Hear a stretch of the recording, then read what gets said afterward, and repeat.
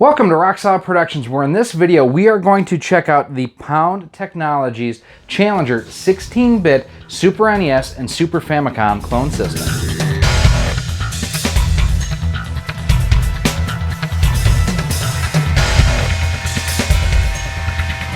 Hello and welcome to Rock Solid Productions. My name is Gary, and if this is your first time here, welcome. I really appreciate you coming by. Now, if you could do me a favor, hit that subscribe button. That way, each and every time we do come out with new content, whether it be testing out clone consoles, our weekly updates for the Nintendo Switch eShop, and a whole lot more, you are kept up to date. And if you hit that bell notification, you get an alert on your smartphone, tablet, laptop, email, whatever device you're using to let you know when we do have new stuff for you to check out. Now, speaking of checking out, if you haven't done so yet, make sure you check out our unboxing video of this console right up there in the upper corner. Basically, this video is all going to be about testing and gameplay. That video is going to talk about how the system comes out of the box, device compatibility, how it fits as far as the cartridges going in and out of the system, so on and so forth. Now, the Super Nintendo and Super Famicom, it's one of my favorite systems, if not my favorite system of all time. I have a Super NES, a Super Famicom, and an RGB modded Super NES Junior. I even have the Super NES Classic Edition. That's what's playing in the background right now. So when I hear of a company doing a clone system of my favorite console, it needs to deliver. And we're going to hook it up in a second and see if it does. Now, one thing I did want to update from our review, which one of our viewers actually pointed out, the controller itself, it's similar but different to the original Super NES controller, and that's not necessarily a bad thing. The weird thing, however, is the L and R buttons on the top of it. They're backwards. That says L, that says R. It gives me reasons to be concerned if they can't even get the triggers labeled properly on the way out, and I did check. Both controllers are the same way. I am going to take this apart before the end of the review and see if it is possible to switch these back and forth to see if they just got misassembled. Looking at the shape and everything of the buttons, it may be possible. I don't think so, though. So we are going to test out a ton of different games with it. We're going to test out North American games. We're going to check out European PAL games. We're also going to check out Super Famicom games for the Japanese console as well. We have SimCity here. We have Earthworm Jim. I even have a custom reproduction of Mega Man X. Now, one thing with this one is I have noticed some bugs when playing it on regular hardware. I just kind of want to see how it sounds, how it plays, if it basically mimics what the real one does. That's enough of an intro. Let's get to the gameplay. I'm still not a big fan of the fact that you can't tell looking at the system here whether or not it is powered on or not besides the LED. We are starting off with Battletoads and Double Dragon. And here, I'll show you real quick. This is 4x3 mode. And then we'll flip the switch. There's 16:9, which some people may prefer, some people don't. I'm actually going to use the 4x3. Now, while I own this, I have to admit, I have not played it as of yet. This is a recent pickup of mine. I'll take Zits. Let's just dive into the game itself. As I'm getting my butt kicked. Well, that's not very good. I already died. What gives? You know, one thing, I'm going to pause here real quick. I need to make sure my TV is on game mode, because that would definitely affect things, which I don't think it is right now. So that is one thing you'll want to definitely make sure that you do, is set your TV up to game mode. Actually, it is on. Ooh, not a good start then. Controller in the hand feels okay. L and R aren't doing anything. I don't know if in this game, again, it's just not one I'm that familiar with. Not sure if it does do anything or not. I'm not seeing any like weird artifacting, or anything like that. Nothing that's like ugly to me or stands out as like offensive. It seems to work okay. Button presses are, again, just okay. And now before we do switch that out to power eject, popped it out okay. Next up, Super Castlevania 4. Now, one thing I will do at some point, too, is I do have my Super Famicom controller. We are going to test out just to see if it performs any better, worse, indifferent than the stock controller here. I always want to hear the Wolfpack NWO theme there. I'm just going to ZZZ.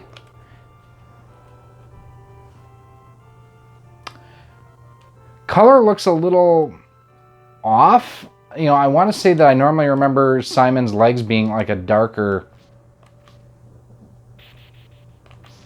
color there too. Now, one thing I will say too is this is the first time in a while I'm using my new old Samsung 4K TV to test. I recently had a chance to pick up a new set in my living room, so I got an upgrade in the gaming room. So that may take me a little bit to adjust to myself. But yeah, the color looks, the browns don't look quite as rich. It's more of a brassy or a copper color, I'd say.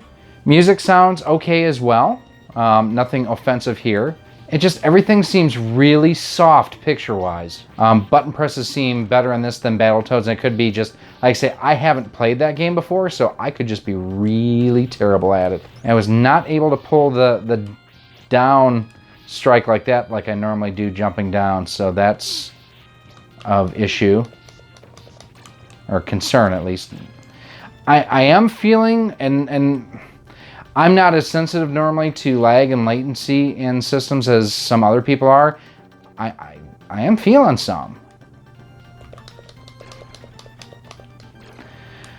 The R trigger there did not seem very responsive, like I was hitting it several times before it was actually doing something. So definitely have concerns with these triggers. All right, we are going to move on from Castlevania at this point, and Castlevania, not Castlemania. We're going to move on to our next game, one of my favorite games of all time for the Super Nintendo. When I mentioned one of my favorite games of all time for the Super NES, of course I'm talking Earthworm Jim. Now I mentioned I'm going to try a different controller. I have a Super Famicom controller here. This is not a knockoff. This is an actual Nintendo Super Famicom controller, so we're going to swap out. These are really firm. It's one of the things I don't like about this system is just how tight of a grip it has on the controller plugs. And using the Super Famicom controller is one of the reasons I have the system here, because short cord. L and R don't do anything in this game.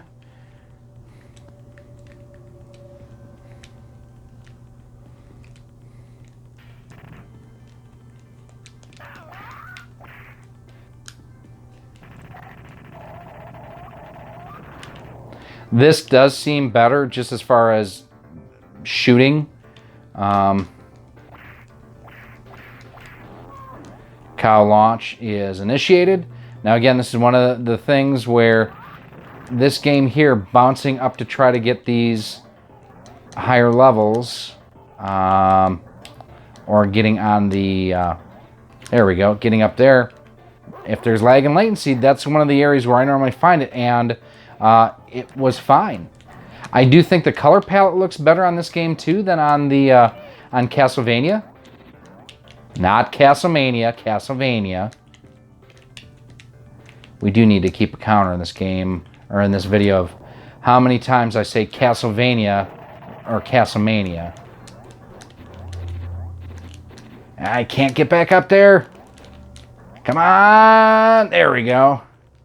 That's another one where if you've got lag and latency, it's just a pain in the butt to get to. So that was harder than the first one that I went through, but not as bad as what I had been feeling earlier.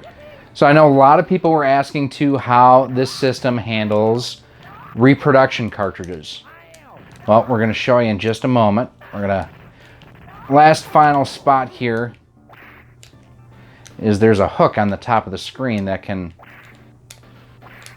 be a challenge. Even on real hardware, it's kind of a challenge. We'll try it one more time. Got it! So I was able to pull that off. Again, speaking to a decent result as far as lag and latency. So it could be something that it's hit and miss, but generally input lag is input lag. All right, we're going to leave the world of Earthworm Jim aside, and we are going to move on to, this is one of the coolest things that I own in my collection. This is a repro copy of Mega Man X, but the game itself has some special things in the cartridge. You'll see when I power it up in a second. So as you can see, it actually glows blue when you power it up, so pretty freaking sweet. One of the fans of the channel sent this in. It's a one-off. I absolutely love it. Now, one thing, I have had some issues, and the gentleman who sent this in, I believe Jason was who it was, we need to check some of the capacitors on here. We think some of the voltages may be off because there's some issues playing this with other systems. Specifically, like when you wall jump, you actually lose life. That when you jump in general, it doesn't jump to normal heights, but so far so good here. Sounds good, looks good. So repro cartridges, not an issue. So great thing about this game too is if you are a fan of the series, they did just recently come out with the Mega Man X collection for the Switch.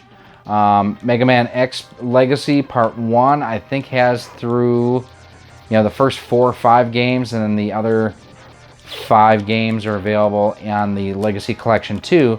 The bummer is, on the Switch at least, the Legacy Collection 2 is only available as a digital download. So if you're a fan of physical cartridges like I am, doesn't work, or it's not available. So far so good. So Mega Man X, the reproduction cart, no issues to speak of here. Now I'm going to throw in a multi-cart because people have asked, how does it play multi-carts? I have also gone back to the original controller too to give it some more testing. I'm going to go to Joe and Mac, the original, just because it's a great game. I don't know why it went down arrow there. That was bizarre. I'll take Joe and see what he can do here. So the high jump works.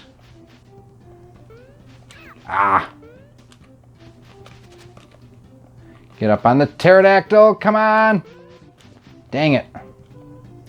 I screwed that one up.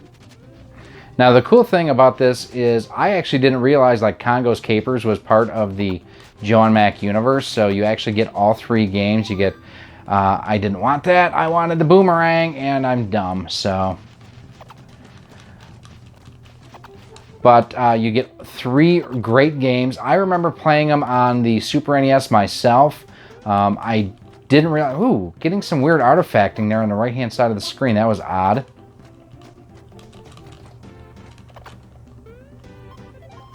There it was again. Oh! There it was again. I don't know what's going on here. It's kind of bizarre. How bizarre? How bizarre? Oh, baby, it's making me crazy every time I look around. But no, it was on the upper right-hand side of the screen. It was giving me some weird spec. Like there was another one. Got one up. Now I know some people were concerned with the LNR triggers due to the lack of travel. Oh no, I screwed up. Oh, fudge. I needed to go get that key. I was trying to show you something, and so if you just walk, right or left is just walking. Now if I hold R, that should run. He does. L, he runs. So even though the travel isn't great, it does what it's supposed to do. So everything's working just fine here on Joe and Mac, the original. We're going to hit the reset button. And we're going to go to Joe and Mac 2. Actually, no, we're going to go to Congo's Capers because that's the one that doesn't get enough love, I think. Now, if you do wanted to get your hands on this multi-cart, you can do it. It's really easy. Head over to CastlemaniaGames.com. And the cool thing, too, is if you use promo code ROX10, you actually save 10% off the order. And if you're in the U.S., you get free shipping and handling for all items over 20 bucks. Congo's Capers, definitely an oddity. Like I say, I didn't realize initially that it was even part of this universe. Now, I thought the colors in Joe and Mac did look a little bit on the soft side. Very similar to like what I felt with Castlevania 4. Now, that could all be new TV. I need to kind of work on the color palette on here, but I'll check in editing as well. So L and R work exactly the same as in the first game. Oh no, I'm a monkey. And people say I monkey around. But I'm too busy singing to put anybody down. Oh, I can't remember how to get down there. No, I can't remember how to... Maybe I need to be big and be the human again. Oh, to be human again. To be human again. Sounds fine. Like I say, this one still looks a little bit soft, just like the first game did. Bonus level? Oh, bonus level. Yes, sir. Now, I wish on the Super NES there was a game like Super Mario Brothers. You guys have seen, if you haven't, check out the reviews of the variety of different Super or NES clones that I've done. Super Mario Brothers, the coins are always an easy way to tell if the audio is off. There's nothing that I know of here that's an easy test like that game to, yeah, I had to leave those behind, to tell whether or not the audio is correct or not. It's more going off of memory than anything else. So Joe and Mac, the Ultimate Caveman Collection, does its thing. Now, I'm going to load up another game here. This is one I actually got to my trip in Germany back in February. And this is Yoshi's Island, the PAL version. Now, the reason why I want to test this one out is a lot of clone systems, it won't touch it. It says that it is not an authorized game for my region. So we're going to turn this off and see what we get. Now, the one thing on this system is it does have an NTSC and PAL switch. So if it tells me it doesn't play on one, at least I have a shot that I can flip it over to the other and see if it'll actually play. So this is the error that I've gotten on most other clone systems. There's only one or two of them actually that will play this game. What I'm going to do is we are going to we're going to turn the power off, and we are going to flip the NTSC PAL switch and see if it actually does its thing. So here's the interesting thing. It's playing. These menus are in English. I've never seen any other clone system translate from German to English. That's crazy. I am honest to goodness. This should all be in German.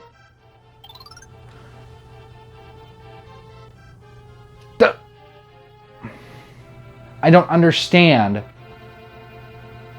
Unless there's something in here that... Okay, now I'm really intrigued to get to my Japanese Super Famicom games. Because if this has some sort of translation built into it, this is the best clone console for the Super NES. Hands down. Just from that compatibility standpoint. Even, you know, my concerns about the controller aside, the fact that they mislabeled L and R, if it has translation patches pre-installed, that's crazy. It's my PAL version. I don't understand.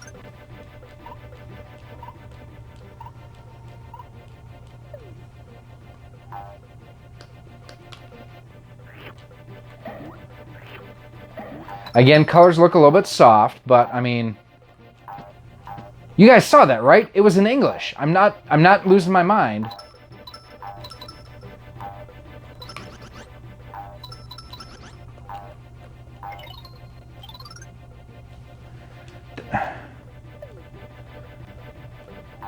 That's incredible. I'm at a loss for words. The other thing that's significant about this game working is the fact that it is a Super FX 2. Oh no!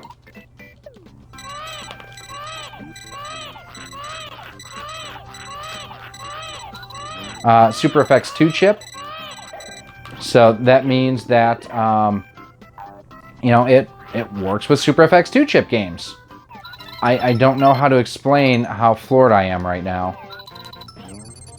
I mean, you guys can see because I keep harping at it. The nice thing, too, is the fact that I'm not feeling...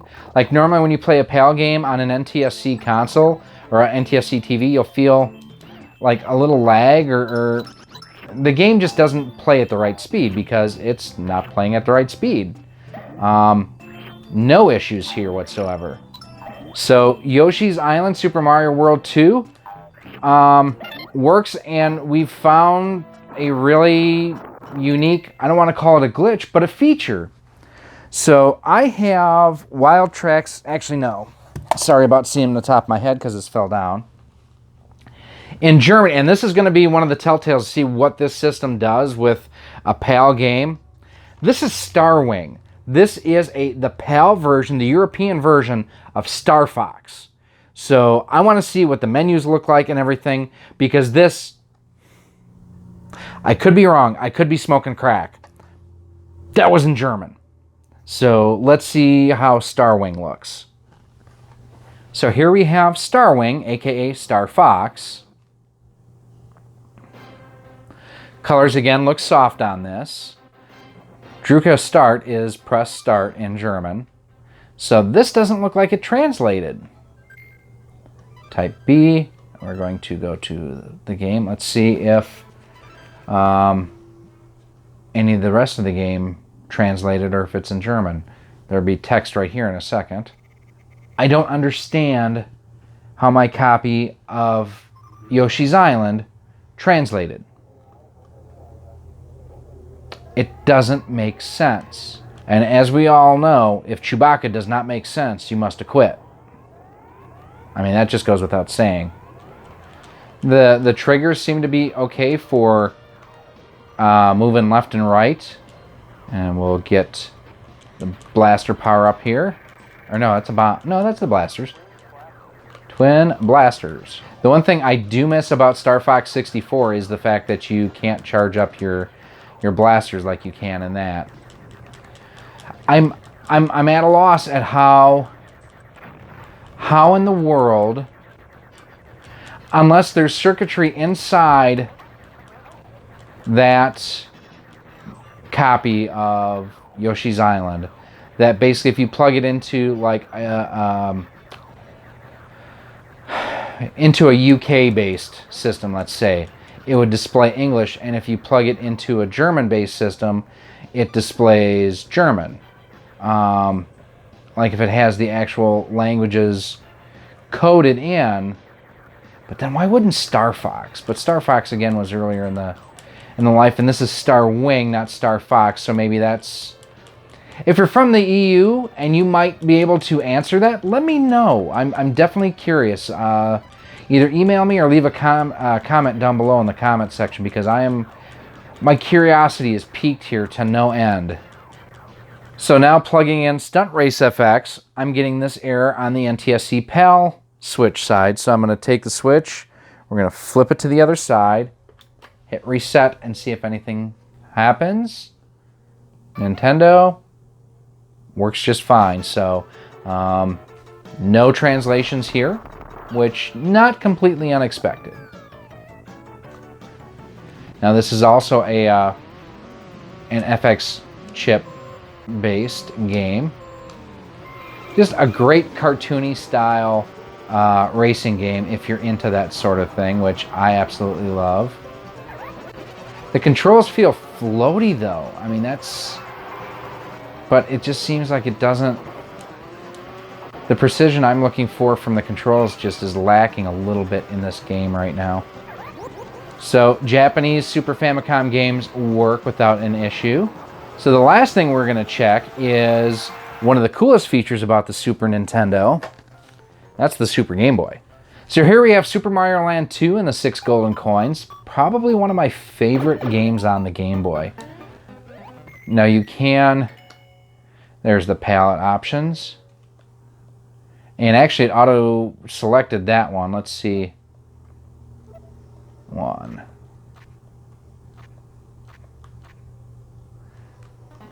We'll do this one because that's... Oh, hold on.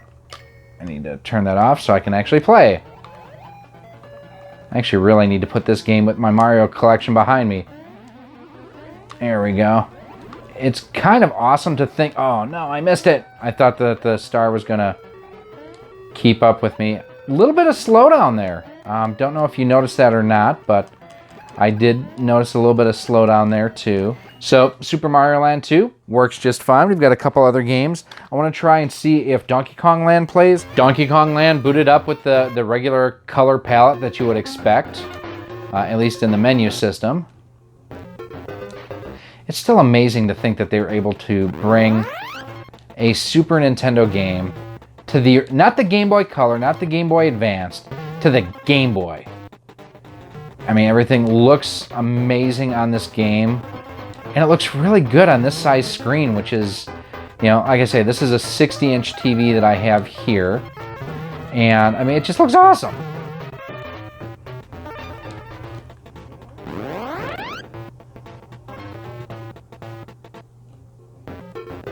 Bonus game looks good. I mean, everything looks good. Got the extra life there. So before we wrap things up, I'm going to do something I don't normally do in these videos. I'm going to grab another clone system.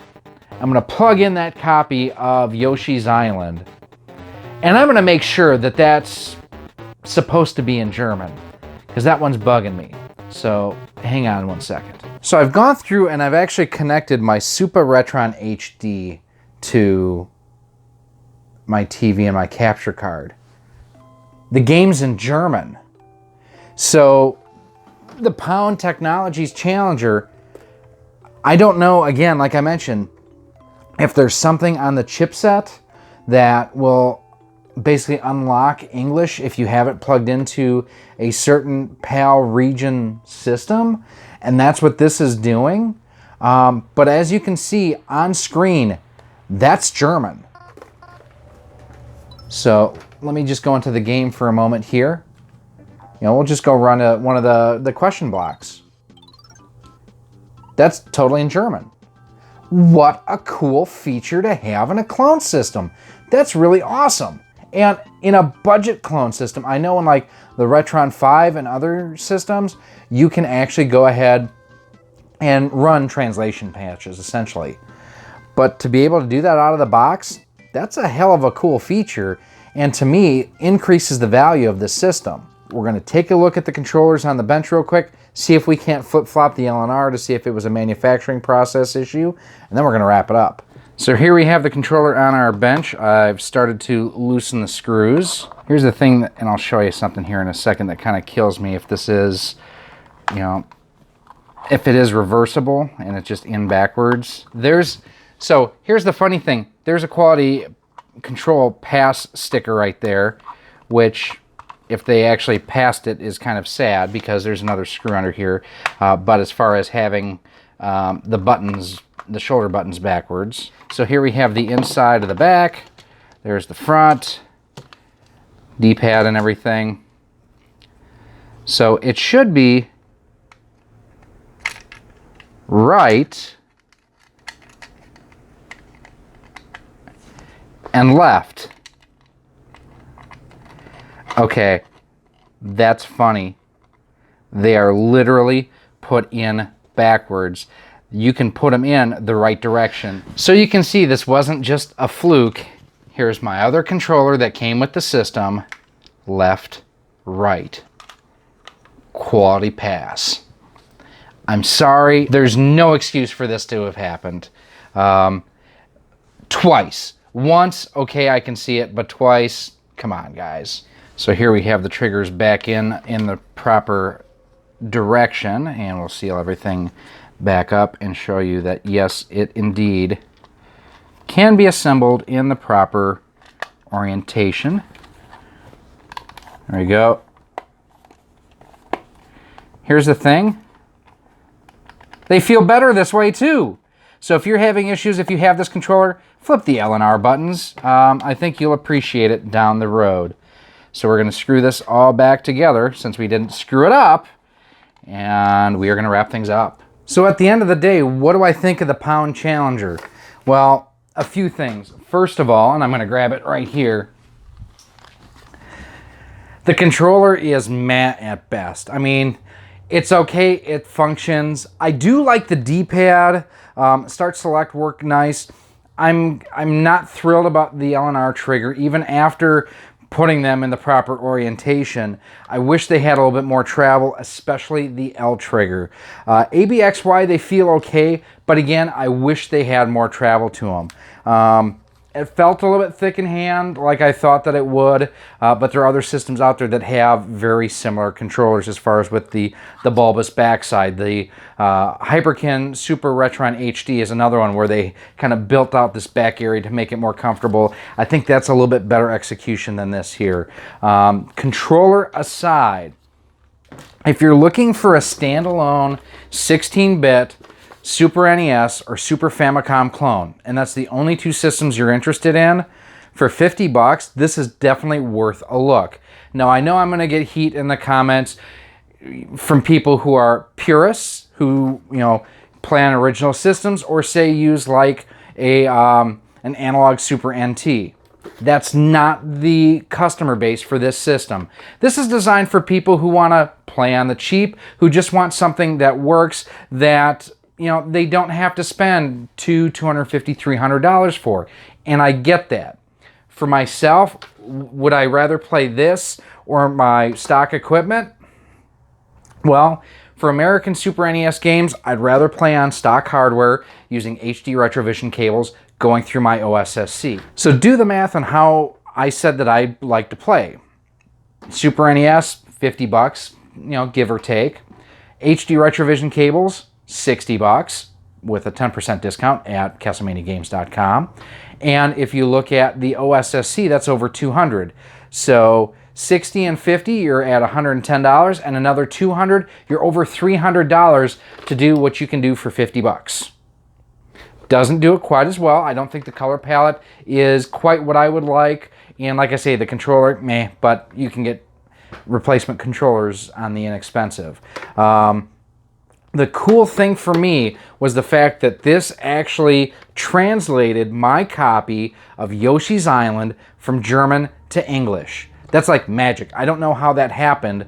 I'm definitely going to have to investigate more to see what happened here. But this is something I do want to thank Ryan at CastlemaniaGames.com, not Castlevania Games, CastlemaniaGames.com. He's the one that sent us this system for review. If you are interested in it, go ahead and check him out there. Now, on most items on the website, too, if you use promo code ROX10, you can actually save 10%. And on all items on the website in the lower 48 states, if you spend at least $20, you get free shipping and handling. I'm not sure if this qualifies for the ROX10 promo code or not. Try it at checkout. It'll let you know right there if it doesn't. One thing I would recommend, though, would be like one of the retro bit, either the Super Street Fighter or the Mega Man series controllers. They're shaped exactly like the original Super NES ones. They just feel better. You can get controllers pretty inexpensively, and that promo code works on them too. HDMI works great.